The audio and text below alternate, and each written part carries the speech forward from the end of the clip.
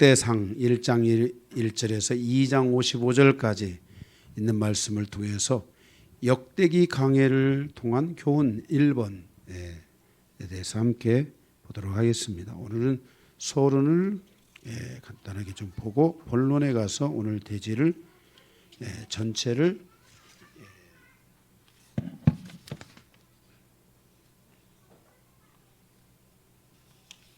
세 개의 대지로 나눠서 함께 말씀을 나누도록 하겠습니다. 자, 오늘 서론을 좀 먼저 보겠습니다. 이스라엘의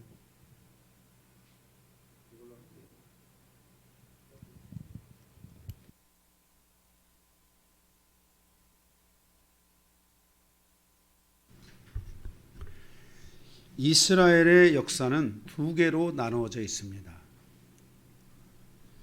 우리나라도 뭐 역사 편찬하시는 분들에 의해서 우리나라 역사가 약간의 좀 차이점을 가지고 있듯이 그런 부분들이 존재하고 있듯이 이스라엘에도 두 가지 역사로 나누어져 있는데, 첫째는 신명기 사관입니다.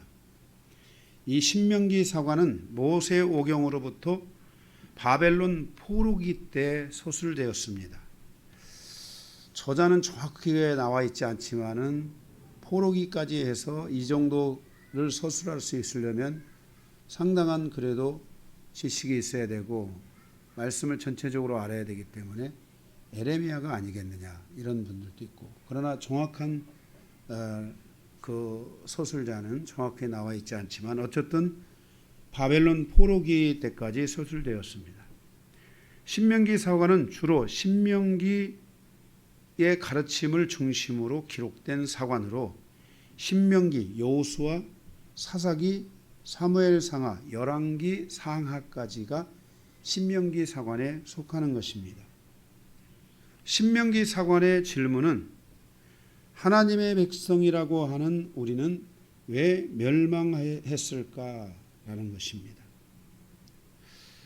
그 답은 하나님을 떠나고 하나님의 말씀을 거역했기 때문에 멸망했다. 그래서 이스라엘의 죄를 자세히 기록하고 있으며 이스라엘이 회개하고 돌아올 때 진정한 구원이 있다는 것을 말씀하여 주고 있습니다. 그러나 이스라엘은 하나님의 말씀에 합당한 회개에 이르지 못하고 결국 종말의 시간에 회개하고 돌아온다고 말씀하고 있습니다. 이러한 흐름과 질서에 의해서 기록된 것이 선지서입니다. 그래서 선지서가 우리에게 굉장히 중요하고 예수님께서도 선지서를 가까이 하고 선지서를 잘 보라고 말씀하셨습니다. 그래서 신명기 사관은 선지자가 중심이고 선지서가 중심입니다. 이해되셨죠? 예. 그리고 포로기의 마지막 그 선지자였던 에레미야의 기도문에 보면 에레미야 5장 11절에서 22절에 보면 여러분들이 거의 책갈피를 해주시고요. 에레미야 애가 제가 좀 읽어드리겠어요. 에레미야 애가 5장 11절에서 22절에 보면은 그때의 참상을 자세히는 다 필요하지 않았지만 이렇게 이 에레미야가 하나님 앞에 이 국류를 구하는 눈물의 기도입니다. 제가 한번 읽어드릴게요. 에레미야 애가 5장 11절에서 22절까지 있는 말씀인데, 대적들이 시온에서 부녀들을 유다 각 성읍에서 처녀들을 욕보였나이다. 지도자들은 그들의 손에 매달리고 장로들의 얼굴도 존경을 받지 못하나이다. 청년들이 맷돌을 지며 아이들이 나무를 치다가 엎드려 지우며, 아이들까지도 다 노동에 여기에 다 끌려가게 되는 거죠. 노인들은 다시 성문에 앉지 못하며 청년들은 다시 노래하지 못하나이다. 우리의 마음에는 기쁨이 그쳤고 우리의 춤은 변하여 슬픔이 되어 싸우며 우리의 머리에는 멸관이 떨어졌사오니 오호라 우리의 범죄 때문이다. 이러므로 우리의 마음이 피곤하고 이러므로 우리 눈들이 어두우며 시온산이 황폐하여 여호가 그 안에서 노나이다. 여호와여 주는 영원히 계시오며 주의 보좌는 대대에 일어나이다. 주께서 어찌하여 우리를 영원히 잊으시오며 우리를 이같이 오래 버리시니까. 여호와여 우리를 주께로 돌이키소서. 그리하시면 우리가 주께로 돌아가겠사오니 우리의 날들을 다시 새롭게 하사 옛적 같게 하옵소서. 22절은 그 밑에 간주가 또 따라오네요. 그걸 읽겠습니다. 주께서 우리를 아주 버리셨나이까? 우리에게 심히 진노하셨나이까? 하면서 에레미야가 하나님 앞에 국류를 구하는 이 기도를 하고 있습니다. 우리 에레미야를 이제 강의하면서 에레미야 애가까지 강의를 같이 하겠지만은 에레미야는 눈물의 선지자라고 그러죠. 자기 민족의 멸망과 함께 얼마나 울고 또 울었는지 그 눈물의 선지자라고 그렇게 말합니다. 우리가 잘 아는 대로 에레미야 선지자와 가장 같이 겹치는 그런 선지자가 누구냐면 다니엘입니다. 에레미야 선지자와 다니엘은 거의 한 10년에서 15년 동안, 그러니까 다니엘이 한 청년에 5세 정도 이 정도에 그 이제 잡혀가잖아요, 포로요. 그때 가장 많이 에레미야의 영향을 받고 가장 많이 믿음의 훈련을 받았던 그 요시아 왕 때로부터 훈련을 받았던 그 멤버 중에 한 사람이 바로 이 다니엘입니다.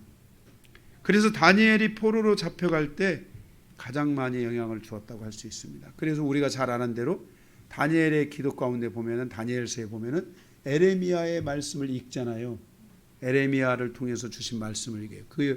그것이 이 지금 신명기 사관일지 아니면 어떨지는 모르지만 어쨌든 에레미야를 통해서 주신 그 말씀들을 하나님의 약속들을 쭉 읽으면서 이제 70년이 다 됐으니까 우리에게 다시 이제는 우리는 이제 영원한 해방을 가져옵니까? 라고 에레미야가 다니엘이 묻자 거기서 하나님의 천사가 가브리엘이 와서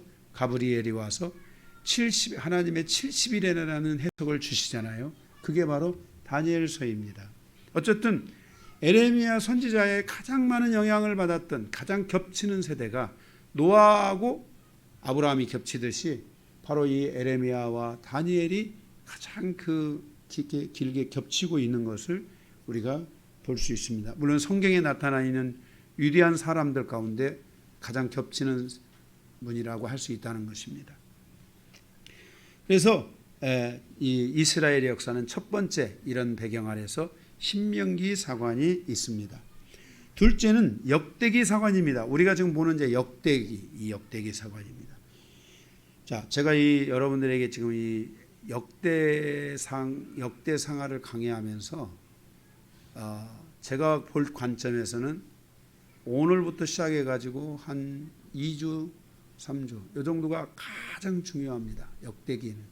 여러분들이 역대기 강의 언제 또 들을 수 있을지 모르지만 이번 기회에 역대기가 무엇인지는 한 번 정도는 여러분들이 정확하게 그래도 알고 가셔야 됩니다. 예. 할렐루야. 둘째는 역대기 사관인데 역대기 사관은 바벨론 포로에서 돌아온 에스라 및 그 지도자들에 의해서 서술된 사관입니다. 그래서 역대기 사관은 에스라가 기록하지 않았느냐, 에스라가 중심이 돼서 기록했을 것이다 라고 보는 관점들이 많고 정확하게는 모르지만은 어쨌든 에스라 및 그 당시의 지도자들급에 해당하는 사람들이 서술하는 것이 바로 이 역대기 사관이라는 것입니다. 신명기 사관과 다른 것은 이스라엘의 역사가 미화되어 기록된 것이며 이들의 죄악성이 솔직하게 기록되어 있지 않다는 것입니다. 아직도 이들은 자신들만이 하나님의 유일한 백성이라고 생각하고 있습니다. 그래서 이들의 사관의 중심이 바로 그렇게 미화되어 있는 것입니다. 그래서 이들은 회개를 강조했던 선지자 중심의 사관보다는 제사장의 중심이 된 사관을 더 중요시했습니다. 그래서 우리가 나중에 보겠지만은 이제 읽어가면서 보겠지만은 선지자들이 등장하기보다는 누가 더 많이 냐면 제사장들이 이 유다 지파와 함께 제사장들이 누가 살아났느냐 그 멸망에서 누가 살아날 때 제사장들이 그곳에 이름들이 쭉 열거되는 것을 보게 됩니다. 그리고 우리가 이때부터 우리가 생겨난 것, 이 에스라 시대 이후에 이 역대기 사관으로부터 생겨난 것이 뭐냐면은 바로 서기관 바리새인들이 생겨났고요. 우리가 잘 아는 제사장인 사두개인들이 이때 생겨나서 예수님이 오실 때까지도 이들이 지속되어 있어가지고 그 바리새인과 사두개인들이 예수님을 핍박하고 하는 것들을 우리가 볼 수 있습니다. 그리고 그 백성들을 어둠으로 몰고 가서 그죠? 멸망에 이르게 하는 일을 하고 있다라고 예수님이 이 회칠한 무덤이여라고 비판하고 책망했던 사람들이 바로 이 바리새인들이요 사두개인들이라는 것을 알 수 있습니다. 지금도 이와 비슷한 흐름 속에서 이들이 살아가고 있습니다. 여기에 해당하는 성경이 에스라, 느헤미야가 있습니다. 역대기 강해를 끝내고 저는 에스라, 느헤미야, 에스더를 마저 강해를 하려고 하고 있습니다. 여러분들이 기도해 주시고 이번에 아주 이 역대기 사관을 중심으로 해서 그동안 우리는 신명기 사관을 중심으로 해서 성경을 전체를 봤잖아요. 이제 우리가 이 역대기 사관을 중심으로 해서 성경을 나머지 부분들을 구약의 성경들을 강해하려고 그렇게 하고 있습니다.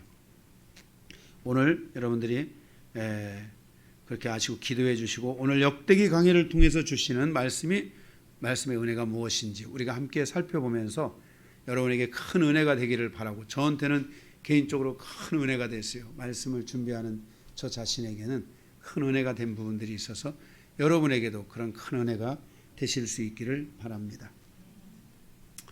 제가 오늘 이게 말씀을 여기를 강해하면서 이스라엘의 역사에 대한 어떤 비판이나 이스라엘의 역사의 이런 선택에 대한 옳고 그름에 대한 얘기는 저는 원래 제가 이런 거를 싫어합니다. 이런 거를 제가 지금 정치권에서 뭐가 옳고 그름 뭐가 하고 이런 거 저는 하는 것 자체를 별로 그렇게 좋아하지 않습니다. 제가 어떤 상황이든지 어떤 누가 모임에서 어떤 상황이든지 거기에 대해서 제가 옳고 그름이 아니라 무엇이 하나님 앞에서 더 올바른 것인가 저는 이런 부분만을 선택하고 그것을 나의 삶에 어떻게 적용할 것이냐 이런 거를 보는 것이지 이것을 통해서 뭐가 역대상하고 옳고 역대기가 틀리고 이렇게 우리가 보는 관점들은 제가 말씀을 강해하면서 선택하지 않는다는 것을 여러분들이 기억하시고 그래서 우리가 열왕기상하를 통해 큰 은혜를 받은 것처럼 역대상하를 통해서도 여러분들이 큰 은혜를 받으셔야 됩니다. 아멘. 저는 은혜가 되게 해서 하나님이 저에게 말씀을 통해 저에게 가르쳐 주시고 열어주신 것들을 여러분들에게 또 전하게 될 것입니다. 자, 첫 번째 오늘 세계대제를 보는데 첫 번째 1장 1절에서부터 27절까지 아담에서부터 아브라함까지의 족보가 주는 교훈에 대해서 보도록 하겠습니다. 아담 역대상 1장 1절에 아담, 셋, 에노스가 나오고 맨 마지막 절 27절에는 아브라함 곧 아브라함은 조상들이요 그랬습니다. 여기에 이 첫 번째 대지의 이 1절에서 27절의 핵심 구절은 27절에 나오는 아브라함이며 아브라함이 이스라엘의 조상이다라는 것을 강조하고 있습니다. 참고로 이건 참고입니다. 참고로 갈라디아 3장 16절에 아브라함의 자손 즉 그 씨는 아브라함의 씨는 여럿을 가리켜 아브라함의 씨라고 말하지 않고 오직 누구만 예수 그리스도만을 가리켜 말씀하고 있다는 것을 여러분들은 외우셔야 됩니다. 요한복음 3장 16절을 외우듯이 갈라디아 3장 16절도 여러분들이 외우시기를 부탁을 드립니다. 그러나 이스라엘은 민족적으로 예수 그리스도를 믿지 않습니다. 그들이 자신들의 조상을 아브라함이라고 말하는 데는 특별한 이유가 있습니다. 그것이 이 족보에 나타나 있습니다. 아브라함이 하나님의 세계에 하나님의 통치하는 통치권의 중심입니다. 하나님은 이스라엘도 그걸 알고 있죠. 하나님은 우주 만물을 통치하시며 전 세계를 통치하신다고 그들은 믿고 있습니다. 그 전 세계를 통치하는 하나님의 통치의 중심에 누가 있다? 이스라엘이 있다라고 말하는 것입니다. 그래서 이스라엘이 모든 족속, 셈, 함, 야벳, 그들 안에 있는 방언, 나라들, 족속들 그 모든 것 가운데 중심이며 이스라엘을 중심으로 세계가 새롭게 만들어져야 된다고 믿고 있는 사람들이 이스라엘입니다. 이해가 되셨습니까? 그래서 이스라엘은 대적하는 것은 하나님을 대적하는 것이다 라고 그들은 믿고 있는 것입니다. 그래서 함도 여기 나오고 다 나오는 겁니다. 이들이 다. 이들의 모든 통치에 바로 아브라함의 자손 이스라엘이 있다라는 것입니다. 이들이 가지고 있는 야망은 이들이 지금 가지고 있는 이러한 야망은 매우 정치적이며 극히 군사적인 절대 강국과 절대 통치적인 측면이라는 것을 우리는 기억해야 합니다. 이것은 성경에서 말씀하고 있는 하나님의 뜻이 아니며 하나님께서 말씀하고 있는 내용의 핵심과는 전혀 동떨어져 있다는 것입니다.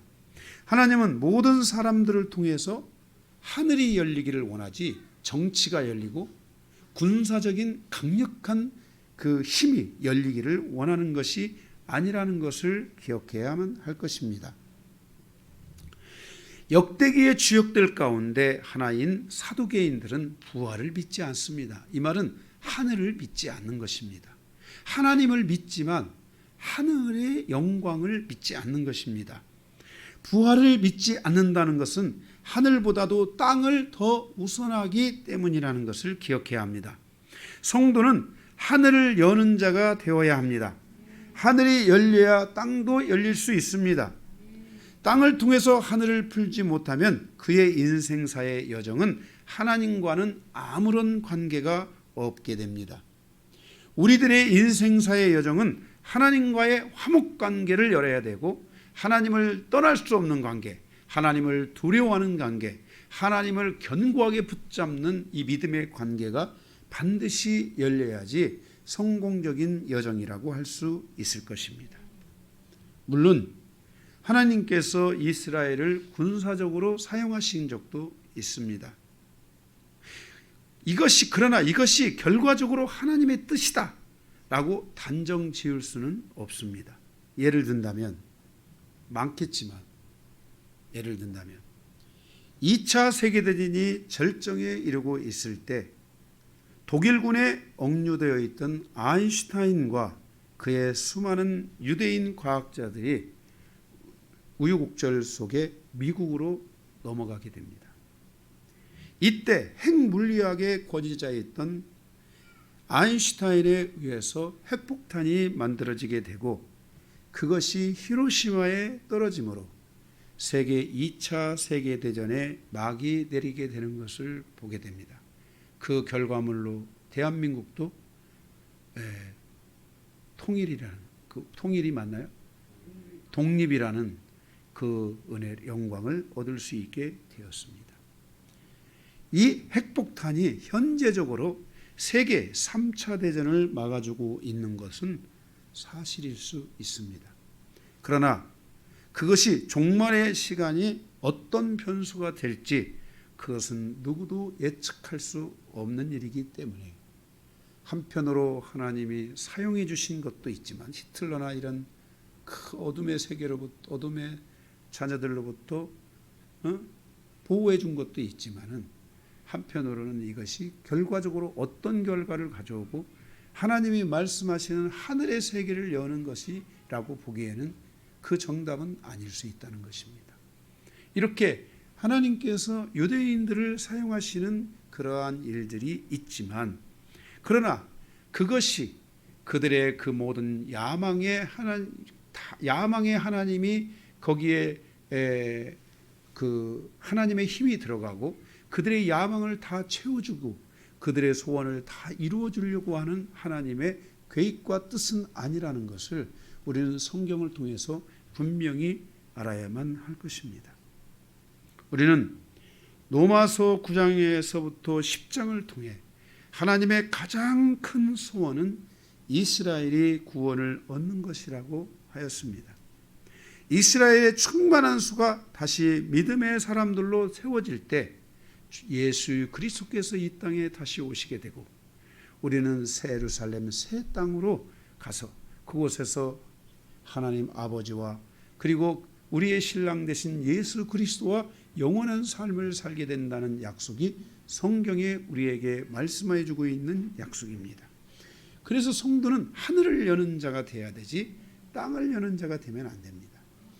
이스라엘이 가지고 있는 이 야망은 하늘에 대한 야망보다는 땅에 대한 야망이 너무 크다는 것입니다. 그리고 아브라함이 가졌던 그 하나님의 나라를 바라보는 그 부활의 영광보다도 이들은 땅에서 잘 먹고 잘 사는 이런 그 야망들이 너무 크기 때문에 하나님은 과연 이스라엘에게 이런 야망을 이루어 주실까 하는 것은 우리가 물음표를 둘 수밖에 없다는 것입니다. 중요한 것은 사도 바울의 고백처럼 이스라엘이 구원받기를 간절히 소망합니다. 이스라엘의 얼마가 마지막 때에 다시 돌아오기를 원하고 하루빨리 이스라엘 자신들이 가지고 있는 눈과 귀와 입의 허물들이 벗어지고 하나님의 말씀을 온전히 깨닫고 돌아오는 그 시간들이 만들어지기를 이방인인 우리도 기도해야 되고 우리도 또한 그것을 바라야 되고 이방인의 충만한 믿음의 수가 채워지는 만큼 유대인의 충만한 믿음의 수가 채워지는 것은 하나님이 바로 신비라는 것을 사도 바울을 통해 로마서 11장을 통해 우리에게 말씀하여 주신 부분입니다. 이 신비가 이루어져서 제가 요한계시록 강강의할 때 그랬죠. 두 증인은 이방인 교회의 지도자들과 이방인 교회의 한 증인 그리고 마지막 때의 유대인의 영적 지도자들과 유대인의 교회들이 두 증인이 되어 마지막 하나님의 복음을 증거하는 순교하는 이 위대한 역사들이 이루어지게 될 것이라고 여러분에게 이미 제가 말씀을 드렸습니다. 이 두 축, 헬리고 브룩 선교사님도 이 두 축을 우리에게 얘기하셨습니다. 영광스러운 교회와 이스라엘의 회복되는 교회가 힘을 합해서 마지막 종말의 시간에 일어나게 된다면 그때가 진정한 종말일 것이다. 이렇게 이야기했습니다. 저는 이것을 제가 보았고 이 본 것을 결정지어주고 확신시켜준 선교사님이 바로 헬리고르브 선교사님이십니다. 네, 그래서 제가 그분을 하나님 그분과의 휴가의 여정도 보내게 하시고 그분으로 또 호텔에 있을 때 그분이 저를 오라게 해서 제가 가서 거기서 안수도 받고 예언도 받고 그렇게 하고 하나님이 그런 시간들을 제가 뭐 원해서 그런 게 아닙니다. 제가 그분한테 뭐 헌금을 많이 드려서 그런 것도 아니고 하나님이 저에게 우리 교회에서 또 집회도 한번 할 수 있게 하시고 이런 모든 것들이 제가 뭔가 힘을 써서 된 게 아니라 하나님의 은혜로 하나님께서 그런 것들을 저에게 깨닫게 하고 하나님의 은혜로 저에게 확신시켜 주시고 채워주시는 그런 과정들 속에 하나님이 이루어 주신 축복이라는 것을.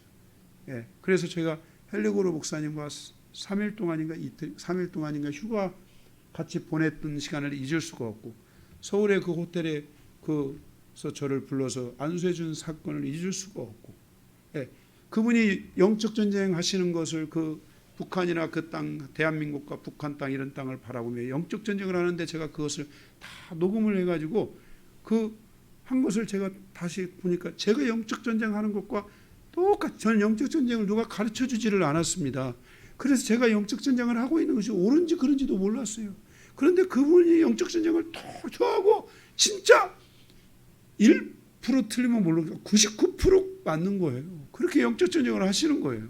다른 분들이 영적 전쟁하는 거 제가 봤는데 좀 이상하게 영적 전쟁을 하더라고요. 그런데 그거 판단하고 비판하는 것 나는 그건 모르겠어요. 그런데 헬레고르 목사님이 제가 영적 전향하는 식으로 그렇게 해서 그때 제가 다시 그런 것들을 확신받고 제가 계속해서 그렇게 좀 하고 있는 거예요. 그렇게 가고 있는 거고. 감사하잖아요.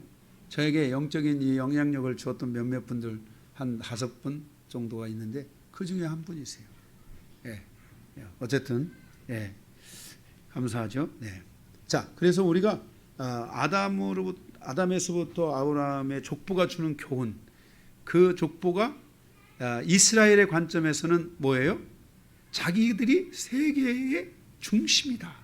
온 우주 만물 세계의 중심이다라고 보지만 과연 그 중심이 정말 하나님께서 주신 것인가 하는 것은 우리가 생각해 봐야 되고, 그러나 분명한 것은 우리가 이 여정을 통해서도 이스라엘의 구원이 중요하고 이방인들의 성장과 믿음의 성장이 중요한 것은 그 안에 이스라엘이 함께 성장하는 통로가 되기 때문에 중요하다라는 것을 여러분들이 기억해 주시면 감사하겠습니다. 아멘. 그래도 어쨌든 사용하시고 있는 거예요, 이스라엘을요. 이스라엘이 지금 뭐 어마어마한 거예요. 그 영향력이, 이 땅에서의 영향력은, 하늘에서의 영향력은 별로 없는 것 같아도 땅에서의 영향력은 어마어마해요. 진짜 지금도. 그리고 그 2차 세계대전에 가장 결정적인 역할을 해주셨던 분이 바로 이 아인슈타인, 여러분들이 그냥 수학의 천재로만 알지만은 이분이 핵물리학의 최고 권위자예요. 그 과학자들이 미국에 건너가서 바로 핵폭탄을 만든 최초 시초가 되는 거예요. 그것은. 우리가 핵폭탄을 만들어주겠다. 그래가지고 그 독일에서부터 억류되어 있던 사람들이 극적으로 이들이 다 그 정말 미국으로 건너가서 그것이 계기가 돼서 미국 땅으로 수없이 많은 유대인들이 그쪽으로 다 넘어간 거예요. 이해가 되셨죠? 뭐 그 정도로 여러분들이 그래서 하나님이 유대인들을 사용하고 있는 건 사실이지만은, 그래도 은혜 베푸시고 있는 건 사실이지만은, 그러나 우리는 땅의 것이 중심이 아니라 하늘을 여는 성도가 되어야 된다는 거, 이게 가장 중요한 핵심입니다. 두 번째, 1장 28절에서 54절 이스라엘과 또 다른 나라들에 대해서 보도록 하겠습니다. 뭐 간단하게 볼 겁니다. 이거는 집중해서 보세요. 1장 28절에서 33절에 보면은 이스마엘 족속이 나오고 미디안 족속도 나오고 뭐 여러 다 족속들이 나옵니다. 이런 족속들이 나오는데 롯의 자손들은 뭐 이란, 이라크 쪽으로 이렇게 좀 봐야 될 것 같고, 미디안, 여기 미디안도 나오죠. 미디안 사람들은 저 중동 저 아래쪽 사우디아라비아나 이쪽 부분인 것 같고, 이 이스마엘은 중동에 섞여 있기도 하지만은 그 옛날에 왜 그 여기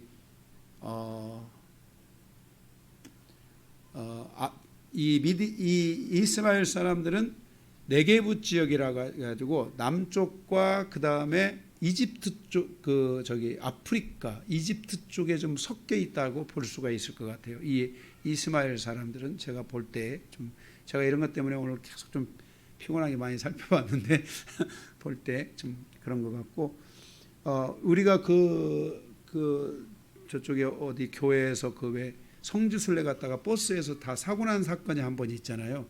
바로 그때 그 사람들이 이스마엘 족속일 수 있다, 이렇게 볼 수 있습니다. 어쨌든 그렇게 분포되어 있어서 아프리카 쪽까지 분포되어 있어서, 아프리카에도 그래서 그 무슬림들이 굉장히 많잖아요. 그죠? 이런 그 이슬람들, 이런 그 하나의 종교 아래서 믿고 있는. 제가 지난주에 그 말씀을 드렸죠. 주일 날인가요? 이스라엘에 대해서 말씀을 드리면서 여러분에게 말씀을 좀 드렸던 기억이 있습니다. 금요철야 때인가? 금요철야 때 말씀을 좀 드렸었어요. 어쨌든 그런 쪽으로 분포되어 있고, 34절에서 54절에 보면 에서의 자손들이 있는데, 이 에서의 자손들은 이 요르단 지역에, 우리가 지난번 제가 성지순례를 갈 때 이스라엘과 요르단 지역 저쪽 그 페트라 성이 있는 그곳까지 저희가 가서 거기서 진짜 그것들을 쭉 보고 왔었어요. 그런데 바로 그런 그 요르단 쪽, 이런 쪽에 그 사람들이 바로 이 에서 족속들이라고 할 수 있습니다. 이들의 공통점, 이들 지금 제가 말씀드린 이들의 공통점은 이슬람을 믿고 있고 이들은 율법을 중심으로 살아가고 있다는 것입니다.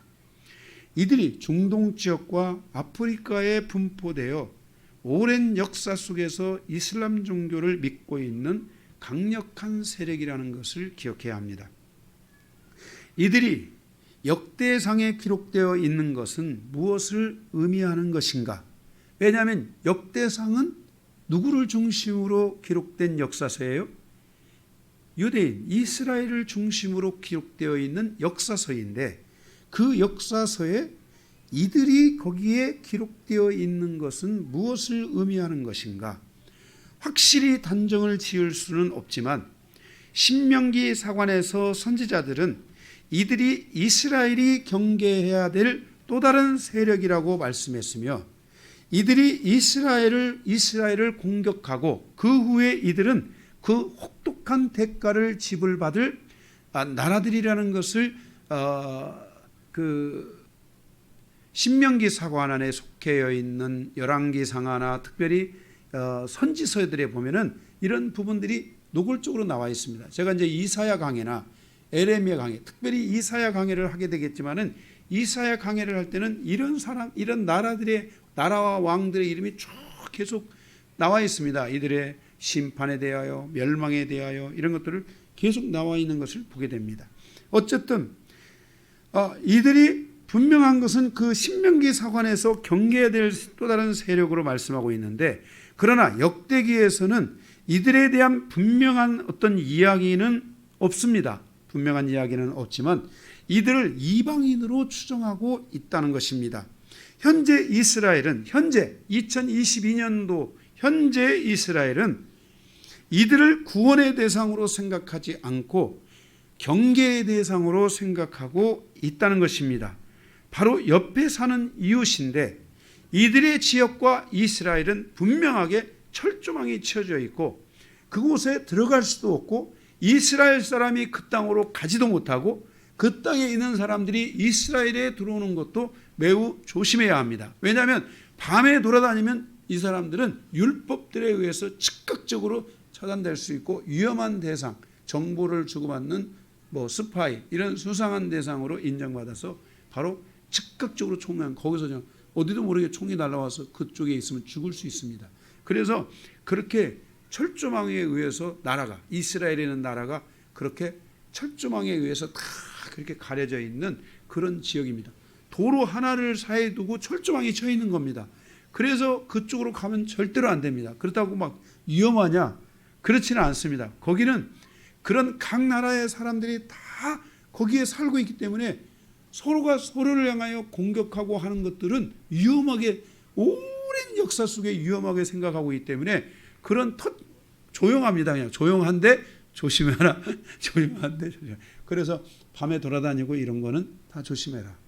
네, 이렇게 이야기를 하고 있습니다. 어쨌든 역대기에 이들이 기록되어 있다는 것은 이들은 앞으로 이스라엘을 공격할 수 있는 특별히 스가랴서나 이런 데 보게 되면은 이들이 중심이 되어 누군가는 모르지만 그 중심이 되어 이스라엘을 다 둘러싸는 일들이 있다겠어요, 없다겠어요?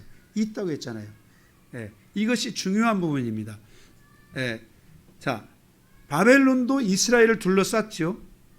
메데바사도 둘러쌌죠. 헬라도 둘러쌌죠. 로마도 둘러싸가지고 마지막 BC 70년대에 가서 히티토스 장군에 의해서 이스라엘이 완전히 멸망이 되고 그때 이스라엘이 완전히 흩어지죠. 그죠? 그리고 마지막 3차 세계대전과 같은 아마겟돈 전쟁이 일어나게 될 때 그 이스라엘은 다시 한번 쌓이게 된다고 스가랴서에 예언하고 있는 겁니다. 이해가 되세요? 그게 요한계시록에서 말씀하고 있는 아마겟돈, 제가 요한계시록 강의 다 드렸기 때문에 여러분들이 궁금하신 분들은 찾아보시고 제가 또 기회가 되면 여러분이 다 잊어버리신 것 같아서 제가 또 도움을 드리려고 지금 언제가 될지는 모르겠어요. 아직 예약은 없습니다. 지금 예약된 성경이 너무 많아가지고 예약되면 없지만은 언젠가 또 한번 제가 말씀드리려고 더 보충해서 여러분에게 강의하려고는 하고 있습니다. 예, 빨리 오도록 기도해 주세요. 예, 일단은 지금 마태복음 강해도 해야 되지, 에스라, 니에미야, 에스더 강해 다 해야 되지. 지금 이제 역대기 지금 이제 가고 있지. 언제 할지 아직 모릅니다. 사도행전도 지금 하다가 한장하고 말아가지고 사도행전도 해야 되지. 그죠? 예. 여러분 기도 많이 해주시면 기회가 되면 하겠습니다. 어쨌든 이러한 상황 속에 있다는 것. 그래서 지금 여기 두 번째 대지에서 이스라엘과 또 다른 주변의 나라들, 이 언급되고 있는 나라들은 이스라엘에게 있어서는 하나의 지금 현재도 마찬가지고 이스라엘에게 있어서는 이방인의 세력으로서 경계해야 될 세력이고 언젠가는 다시 공격해 올 수도 있는 세력들이라는 것. 그래서 하나님께서 자기 민족과 자기 백성을 돌봐주시고 보살펴줘야 된다는 것. 그래서 우리가 하나님을 떠나서는 안 된다는 것. 이런 정도로 이스라엘은 지금도 각성하고 있지만은 우리는 첫 번째 대지 끝부분에 말씀드린 것처럼 로마서 말씀처럼 사도 바울의 소원은 이스라엘이 그런 경계심을 갖는 게 아니라 구원을 얻는 것이고 이스라엘의 주변의 나라들이 구원의 대상으로 생각하고 살아가는 것이 하나님의 기뻐하시는 뜻인데 그 이스라엘 주변에 있는 나라들을 그들은 구원의 대상으로 생각하고 있지 않다는 것이 제가 이스라엘을 가보면 알아요. 이스라엘에 있는 선교사님들도 조심해야 돼요. 제가 은근히 들어보면 이렇게 말했어요. 이스라엘 사람들은 양반이고 저 이스라엘 밖에 있는 사람들은 아주 쌍놈들이고 미친놈들이다. 아주 무서운 사람이다. 이렇게 말을 할 때 참 제가 그때 그냥 저는 그런 거 말하는 걸 따지는 걸 좋아하지 않아서 제가 조용히 왔지만은 조심해야 된다. 제가 요르단 지역에 가서 거기 있는 사람들하고 사진을 찍자고 사진 찍는데 그분들이 그래요. 코리아 이래요. 그런데 그렇게 얘기하면 안 되죠. 이스라엘 지역에 있는 선교사님들은 그 나머지 부분에 대해서는 미개하다고 보면 안 돼요. 하나님의 인도하심이 어디 있는지 알아야 되고 이스라엘이 마지막 때 가면은 그들을 다 구원의 대상으로 삼고 마지막 회개하는 시간들이 있을 거예요. 이스라엘이 지금이라도 회개한다면 그 주변의 상황은 어떻게 변할지 모르겠죠. 자, 어쨌든 그런 부분들. 그래서 두 번째 이스라엘과 주변에 있는 나라들에 대해서 여기 기록되고 있는 것을 보았습니다. 마지막 세 번째 오늘 가장 중요한 대지이기도 하는데 2장 1절에서 2장 55절까지 유다가 중심이 된 이스라엘을 통한 교훈을 보도록 하겠습니다. 이스라엘의 현재의 중심은 유다입니다. 그래서 유다를 중심으로 유다가 중심이 된 이스라엘을 통한 교훈을 함께 살펴보도록 하겠습니다. 이게 세 개의 두 개구나. 두 개네요. 두 개의 소대지가 있습니다. 첫 번째, 하나님의 선택을 받는 사람이 되어야 한다라는 것입니다. 하나님의 선택은 하나님을 선택한 사람들이며 하나님은 하나님을 선택한 사람들을 선택하십니다. 이스라엘은 바로 그 선택된 무리들 중에 또 하나라는 것을 우리는 기억해야 될 것이고 그 중에 하나님이 이스라엘 중에 유다 지파를 선택하셨다는 것을 우리는 기억해야 합니다. 누가 하나님을 선택한 사람인가? 누가 이미 하나님의 선택을 받은 사람인가? 열매를 보면 그 나무를 알고 그 나무를 통해 열매를 거두듯이 하나님과 하나님을 선택한 사람들은 서로가 서로를 놓지 않고 믿음의 연결고리를 가지고 있다는 것입니다.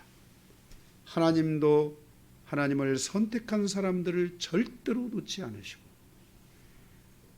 하나님을 선택한 그 사람도 하나님을 놓지 않는 관계가 있다는 것입니다. 그런데 우리가 조심해야 될 것은 하나님은 나를 안 놓는데 나는 하나님을 놓고 하나님을 내가 비방하고 거부하기 시작하니까 하나님에 대해서 자꾸 상처를 선택하니까 그 사이에 사단이가 개입해서 들어오는 겁니다. 사단이가. 딱 사단이가 개입해 들어오기 시작해서 내가 하나님이 원하지 않는 죄를 범하고 하나님이 원하지 않는 길을 가면서 나와 나로 인하여 하나님과의 관계성이 깨어질 수 있다는 것을 우리는 정말 깊이 생각해 봐야만 하는 것입니다.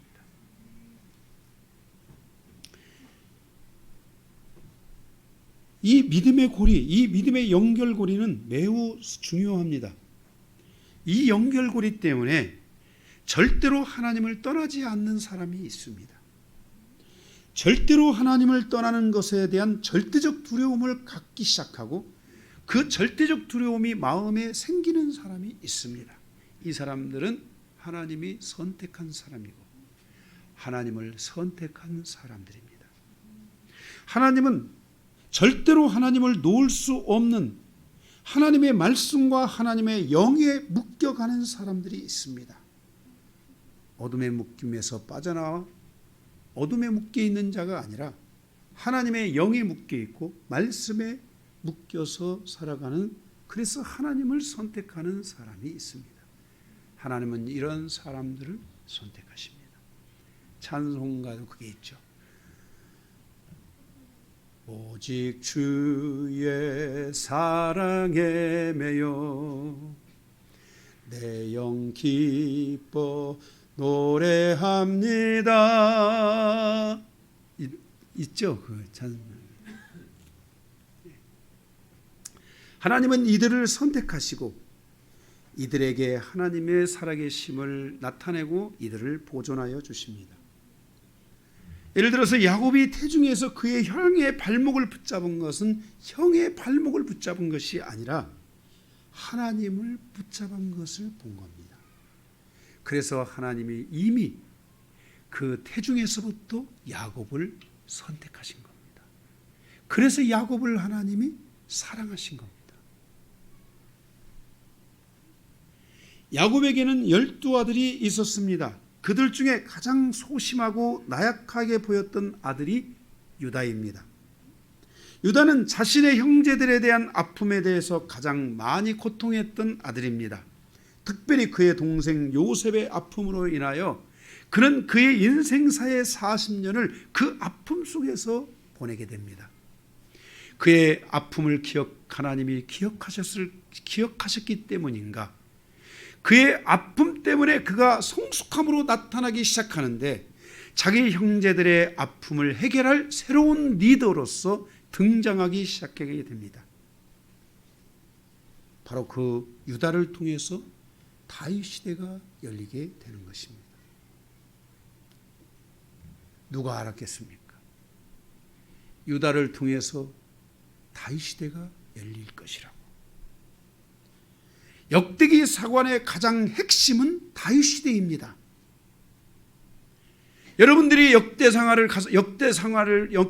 지금 읽어보신 분들은 아시겠지만 이미 우리 권사님은 역대기를 8장까지 읽어보셨으니까 역대기를 여러분이 읽으면서 여러분들이 발견하는 것은 바로 다윗 시대가 무엇인지를 보이기 시작하고 다윗 시대를 갈망하는 저들의 그 모습을 우리는 찾아볼 수 있다는 것입니다.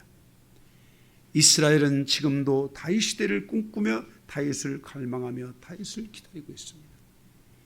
이스라엘의 성지 수레를 가면은 다윗의 가묘, 가짜 묘인데 다윗의 가묘가 있습니다. 큰 관이 열려 있고 그 관 뒤에서 랍비들이 계속 율법을 읽어댑니다. 계속 율법을 읽어대고 율법의 책을 넘기고 율법의 행위들을 합니다. 그리고 많은 이스라엘 사람들이 가묘에 와서 눈물을 흘리며 기도합니다. 저도 눈물을 흘렸습니다. 손을 얹고 들어가도록 허락이 돼가지고 저는 무엇을 위했냐? 이스라엘의 구원을 위해서 눈물을 흘렸습니다. 거기 가서 다윗 시대, 그 다윗 시대를 그들은 지금도 2022년 지금도 그들은 그 다윗 시대를 꿈꾸고 그것을 갈망하고 그것을 기다리고 있습니다. 이스라엘에게 다윗 시대는 곧 비전입니다. 꿈이 다윗 시대를 여는 것이고 다윗 시대가 오는 것이고 다윗 시대가 열리고 다윗과 같은 사람이 등장하는 것이 이스라엘의 비전입니다. 바로 그 다윗 시대가 하나님의 선택을 받은 유다를 통해서 이루어졌다는 것을 역대기는 우리에게 말씀하여 주고 있다는 것입니다. 그래서 2장은 바로 그 유다, 1절 2절은 그 12아들이 있었는데 그 중에 3절부터는 유다의 자손들에 대해서 쭉 말하고 있는 겁니다. 유다의 자손들. 그 뒤로 가보면 계속 유다의 자손들 3장, 4장, 3장 또 가면 4장 다 계속 유다의 자손들에 대한 이야기를 계속 하고 있는 겁니다. 그들이. 두 번째, 그래서 여러분들이 하나님의 선택을 받아야 하나님이 여러분의 이름을 계속 거론하는 겁니다. 아브라함의 이름을 거론하고 이삭의 이름을 거론하고 야곱의 이름을 하나님이 거론하시는 것처럼 여러분의 이름이 하나님이 여러분의 이름을 높이고 드높이고 부르게 하고 높이게 되고 할렐루야. 계속 하나님이 여러분의 이름을 여러분의 하나님의 선택을 받았다는 것은 큰 축복인 걸 알아야 돼요. 여러분 안에 하나님의 이 두려운 마음이 왔다는 건 어마어마한 능력이에요. 여러분 마음속에 이 하나님을 놓을 수 없는 마음이 왔다는 것은 그것은 내가 이룬 게 아니라 하나님이 나를 선택하신 결과물로 나에게 온 놀라운 축복이라는 것을 아셔야 돼요. 두 번째, 다윗 시대의 탄생입니다. 다윗 시대가 세워질 수 있었던 배경을 오늘 볼 수 있게 됩니다. 첫째는 아까 제가 말씀드렸던 창세기 38장에 나오는 다말입니다. 유다는 형제들 가운데 가장 나약한 아들처럼 보였지만 유다에게는 결정적인 동기가 만들어지게 됩니다. 그것은 그가 다말이라는 여인을 만나서 생기는 일입니다. 원래 다말은 유다의 며느리였지만 다말은 허물어져가는 유다 지파를 다시 회복시킨 결정적인 여인이 다말입니다. 유다가 방황했던 40년의 시절을 다시 믿음의 길로 갈 수 있도록 결정적 역할을 해줬던 여인이 바로 다말입니다. 그리고 다말에게서 누구를 낳습니까? 베레스를 낳고 그 다음에 역대상 2장 5절에 나오는 바로 2장 5절에 뭐라고 나와요? 2장 5절에 베레스의 아들은 헤스론이요. 헤스론, 베레스를 통해서 헤스론이 낳게 되는 것입니다. 헤스론. 이게 다 유다 지파예요. 헤스론. 이해가 되셨습니까? 헤스론을 낳게 되는 거예요. 그래서 배경이 첫 번째 다말이었어요. 두 번째는 2장 9절에 헤스론에게는 3명의 아들이 있었다고 말합니다. 거기 2장 9절에 헤스론이 낳은 아들은 여라무엘과 람과 굴루베라 그랬습니다. 이 3명의 아들이 있었습니다. 맏아들이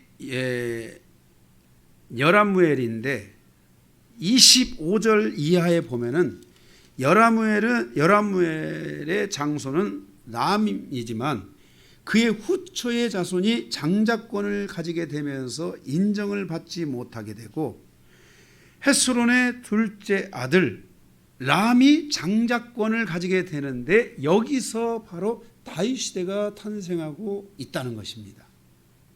그러니까 우리가 이 하나님이 주신 것들을 소중하게 여길 줄 알아야 됩니다.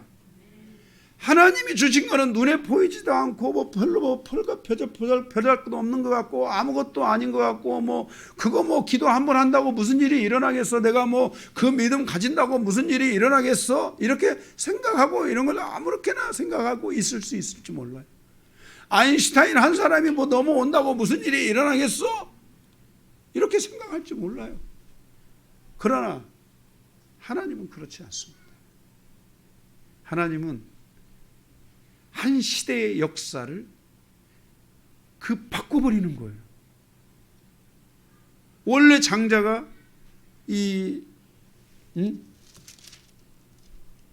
헤스론의 장자가 거기 여라무엘이잖아요. 여라무엘이니까 여라무엘이 그냥 이 장자권을 가지면 여라무엘 누군가를 통해서 다윗 시대가 아니라 람 시대가 열린다든지 뭐가 열릴 거야. 열려야 돼. 그래 안 그래요? 하나님이 그 일을 하시게 돼 있어요. 여러분 잘 아셔야 돼요. 하나님의 뜻은 불변해요. 변하지 않아요. 자, 이게 불변해요, 안 변해요? 이거 불변한 거예요, 아니에요? 불변한 거야. 이거는 어떻게 될 수가 없어. 이게 깨져버리는 거야. 그냥 어떻게 되지 않으면. 이건 불변하는 거야, 이건. 그런데 불변한데 이 안에서 보이는 것은 달라질 수 있어. 이게 보일 수도 있고, 요게 보일 수도 있고, 여기가 보일 수도 있고. 이게 유연성이라는 거예요, 유연성. 하나님의 뜻은 불변한데 불변하는 하나님의 뜻 안에서 유연성이 있다는 거야. 하나님이 누구에게 어떤 사람에게 나타날지 몰라. 자, 여기 강요한이고 아니고 송북이 나타날 수 있어. 송북이라는 이름이. 짠. 강요한은 사라지고 송북이라는 사람이 나타날 수 있어. 송씨 좋겠네. 송. 예. 김씨가 나타날 수도 있어. 이렇게 하나님의 불변하는 역사, 하나님은 역사의 주관자이시고 우주 만물의 통치자이시고 모든 민족사와 모든 세계를 다스리시는 하나님이기 때문에 그 하나님의 뜻 안에서 하나님의 계획은 변하지 않아. 그런데 하나님의 선택된 사람, 하나님의 선택을 받은 사람, 이 사람은 바꿔질 수 있다는 거야. 바꿔질 수 있다는 거야. 그걸 성경이 오늘 우리에게 말씀해주고 있는 거예요. 그래서 2장에 거기에 그 9절에 보면은 헤스론이 낳은 아들은 여라무엘인데 여라무엘에 대해서 25절부터 그 이름도 어려운 거창한 말들이 막 생기는 거예요. 여라무엘이 람과 그 다음 문하야와 오행과 오셈과 이거 뭐 여러분 다 알아야 돼요? 몰라도 전혀 관계없어. 저도 어려워. 아다레라 오남이하고 뭐 라함이 뭐 애기를 낳고 오남이 또 삼매와 뭐 야다와 나답과 아비스를 낳고 뭐 이게 뭐가 중요해 이게 우리의 여정에. 그런데 중요한 거 여기 내용을 자세히 핵심을 들여다보면은 바로 여자가 바뀌고 아까 여기 다말을 통해서 유다의 인생사가 변했는데 여기 한 여자에 의해서 가문의 모든 사람들이 싹 사라지기 시작하면서 하나님의 영적 질서에서 벗어나는데 그 벗어난 영적 질서 안에 새롭게 등장한 사람이 누구라고요? 거기 람이라는 둘째 아들이에요. 람은 아비나답을 낳고 아비나답은 나아손을 낳고 나아손은 유다 사손의 방백이 되고 지도자가 되고 나아손은 살마를 낳고 살마는 보아스를 낳고 보아스는 오벳을 낳고 오벳은 이새를 낳아서 이새는 누굴 낳아요? 다윗을 낳는 이 놀라운 역사가 이루어지게 되었다는 거예요. 할렐루야. 그래서 우리는 하나님의 이 영적 질서를 가볍게 보지 말고 중요하게 봐야 돼요. 팥죽 한 그릇을 팔아 삿죽 한 그릇을 먹기 위해 장자권을 파는 게 무슨 의미가 있느냐? 이렇게 말할지 모르지만은 의미가 있다는 것을 성경은 우리에게 분명하게 말씀해 주고 있어요. 그것은 단순히 팥죽 한 그릇의 사건이 아니에요. 그 여러 가지가 모아지고 있다는 것을 우리는 기억해야 돼요. 마지막 세 번째, 이번 다윗 시대의 탄생 세 번째, 헤스론에게서 셋째 아들 굴루베가 태어났죠. 여기 람도 중요한데 또 누구도 중요해요? 굴루베가 중요한데 이 굴루베는 바로 갈렙을 말해요. 갈렙 아시죠? 거기 18절에 보면은 헤스론의 아들 갈렙이 그게 나오죠. 갈렙이 여기서 나오잖아요. 갈렙이 중요해요. 그러니까 이 지금 람을 통해서도 큰 놀라운 역사가 일어났지만은 갈렙을 통해서도 큰 역사가 일어나는데 갈렙의 역사가 먼저예요? 다윗의 역사가 먼저예요? 갈렙의 역사는 여호수아 시대에 일어난 역사이고 그보다도 훨씬 뒤에 누가 역사가 일어났어요? 다윗 시대가 일어났단 말이에요. 그러니까 갈렙의 역사가 얼마나 중요한가도 우리는 여기서 생각해 봐야만이 이 역사, 유다의 이 역사 안에 바로 어떤 일들이 일어나게 되는지를 우리는 자세히 볼 수 있게 된다라는 말씀이에요. 이해가 되셨죠? 예. 갈렙은 여호수아와 함께 하나님의 약속을 붙잡은 믿음의 사람입니다. 유다 지파에는 갈렙과 같이 하나님의 약속을 붙잡는 신실한 사람들이 있었습니다. 이러한 영향력은 유다 지파에 큰 영향을 미치게 되었고, 그로 인하여 유다 지파에는 믿음의 사람들이 탄생하는 놀라운 역사를 가져다 주었다는 것입니다. 바로 그 중요한 시점에 갈렙이 있었다는 것을 우리는 기억해야 할 것입니다. 한 사람의 영적인 영향력은 죽어서도 믿음의 영향력을 미치게 한다는 것을 기억해야만 할 것입니다. 만약 우리는 생각해야 합니다. 갈렙에게 갈렙과 같은 믿음의 역사가 없었다면 이런 일이 이렇게는가 안 일어났습니다. 나중에 이제 다음 주나 그 다음 주 가서 나오겠지만은 바로 사울 왕에 대한 이야기도 여기 잠깐 나오는데 왜 그 이야기가 나오는지를 여러분들이 이해하셔야 됩니다. 사울 왕에게서 만약에 사울 왕이 그때 그 가문에서 어떤 믿음의 위대한 역사들이 진짜 한 획을 긋는 믿음의 역사가 있었다면은 그 사울의 다윗 시대를 열 수도 있었다는 거예요. 그런데 그런 사람이 없었는데 지금 이스라엘의 역사 안에 여호수아와 함께 그 이스라엘이 하나님이 주신 약속의 땅 가나안으로 들어가는데 가장 결정적인 역할을 했던 여호수아, 그리고 그와 함께 동일한 리더십을 가지고 역사했던 바로 사람이 갈렙이잖아요. 한 사람의 영적인 영향력은 이렇게 어마어마하게 중요한 영향력을 미치게 된다는 것입니다. 아브라함과 이삭과 야곱의 믿음의 역사가 유다 지파에 흘러가고 있다는 것을 알 수 있습니다. 하나님의 선택은 하나님을 선택하는 자를 하나님은 선택하십니다. 자, 보세요. 유다 지파가 맨 선두에 서는데 그 선두에 누가 있어요? 갈렙. 할렐루야.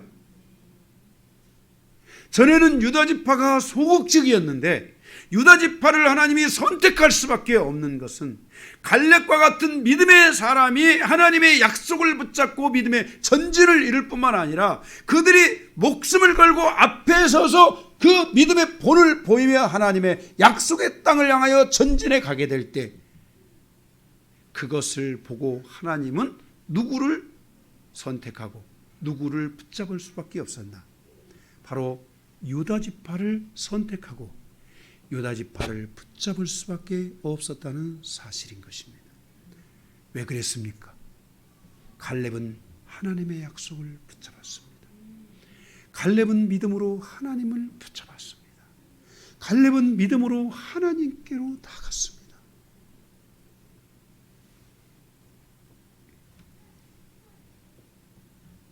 하나님의 선택은 하나님을 선택하는 자를 하나님은 선택하십니다.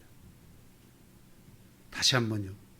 하나님의 선택은 하나님을 선택하는 자를 하나님은 선택하신다는 것을 기억해야 됩니다.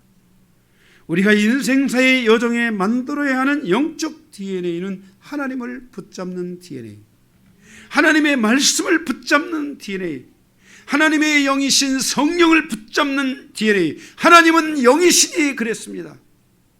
하나님은 영이시기 때문에 영이신 하나님을 붙잡는 DNA가 우리에게 있어야 한다는 것입니다.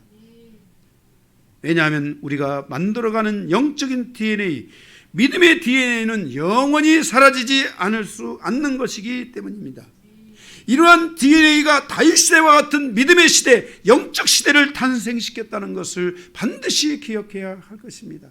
그러니까 오늘 다윗이 붙잡은 그 하나님의 약속을 믿는 그 영적인 DNA, 하나님을 향한 그 믿음의 그 DNA가 바로 유다지파의 DNA가 되었고, 유다지파의 DNA 안에서 바로 하나님이 역사하시는 다윗 시대와 같은 위대한 시대를 탄생시키고 만들었다는 것을 우리는 기억해야 한다는 것입니다. 하나님은 그들을, 그런 DNA를 가진 자들을 영원히 보존하셔서 이스라엘이 다 멸망하고 북이스라엘의 10지파가 다 무너져가고 다 버림을 받고 있을 그때, 그리고 남유다의 폭풍과 같은 멸망의 시간이 왔을 때도 하나님은 유다지파를 보존하시고 유다지파를 살리시고 하나님은 유다지파를 이끌어주시는 놀라운 역사를 진행하심으로 지금의 수천 년이 흐르고 난 뒤에도 이스라엘은 영원히 건재하게 존재하고 있다는 것을 우리에게 말씀하여 주고 있는 것입니다. 우리는 오늘 이 말씀을 통해 나에게 이 영적 DNA가 만들어지고 있는지, 나에게 이 사라지지 않는 믿음의 이 DNA가 만들어지고 있는지, 하나님을 붙드는 나의 이 힘이 강해지고 있는지, 하나님이 없으면 살 수 없다고 고백하는 이 믿음의 DNA가 내 안에 만들어지고 있는지 우리들에게 스스로 질문하고, 여러분에게 이 위대한 DNA가 만들어진다면 하나님은 하나님을 선택한 자들을 선택하십니다. 여러분이 하나님을 선택하고 말씀을 선택하고 하나님의 뜻을 존중히 여기며 그 뜻을 선택하여 간다면 하나님은 여러분을 선택하실 것입니다. 그리고 여러분을 보존하실 것입니다. 그리고 하나님은 여러분을 통해 위대한 시대를 열어주실 것입니다. 우리는 마지막 시대를 살아가고 있습니다. 이 마지막 세대에 과연 누가 희망이고 누가 정말 축복의 통로입니까? 바로 믿음의 세대, 하나님의 말씀을 의지하는 세대들이 진정으로 하나님의 보호와 보존을 받으며 하나님의 지켜주심이 있으며, 하나님은 의인의 세대 가운데 계시고 의인은 7번 넘어져도 또 8번째에 일어나는 놀라운 역사가 있다라고 하나님이 우리에게 말씀하여 주셨습니다. 오늘 이 말씀의 강해와 우리 영광교회 모든 성도들이 이런 말씀을 듣고 여러분에게 이 분명한 영적 DNA들을 만들어가는 그 놀라운 여정이 여러분에게 있어서 여러분의 인생사가 성공적인 여정이 되시기를 주님의 이름으로 축복합니다. 말씀을 마치겠습니다.